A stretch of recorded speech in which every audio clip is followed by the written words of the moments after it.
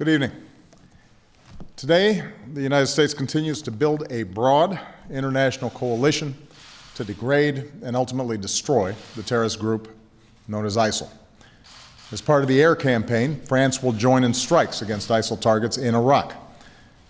And as one of our oldest and closest allies, France is a strong partner in our efforts against terrorism, and we're pleased that French and American service members will once again work together on behalf of our shared security and our shared values. More broadly, more than 40 countries, including Arab nations, have now offered assistance as part of this coalition. This includes support for Iraqi forces, strengthening the Iraqi government, providing humanitarian aid to Iraqi civilians, and doing their part in the fight against ISIL.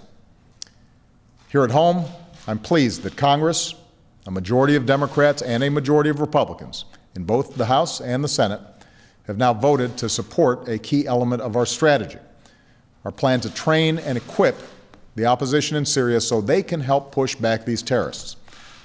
As I said last week, I believe that we're strongest as a nation when the President and Congress work together, and I want to thank leaders in Congress for the speed and seriousness with which they approach this urgent issue, in keeping with the bipartisanship that is the hallmark of American foreign policy at its best.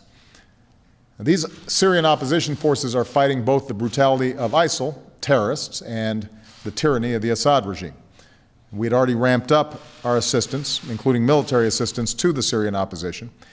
With this new effort, we'll provide training and equipment to help them grow stronger and take on ISIL terrorists inside Syria.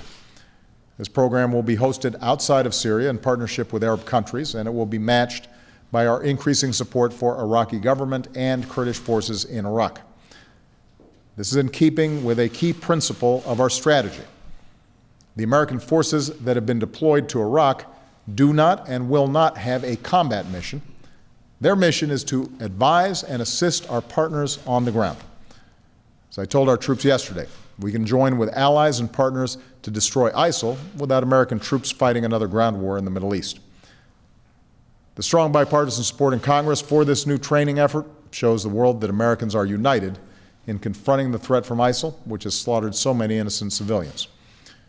With their barbaric murder of 2 Americans, these terrorists thought they could frighten us or intimidate us or cause us to shrink from the world, but today they're learning the same hard lesson of petty tyrants and terrorists who've gone before.